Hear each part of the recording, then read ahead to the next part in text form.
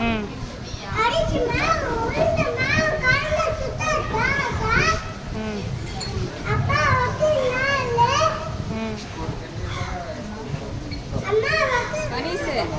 சொல்றீங்களா நீங்க?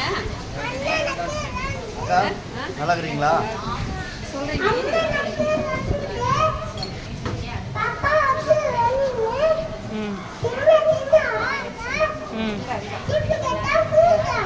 குட்டி பூனை வீட்டில்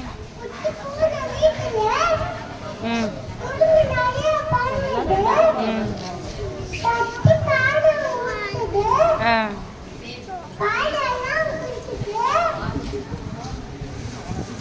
எலிய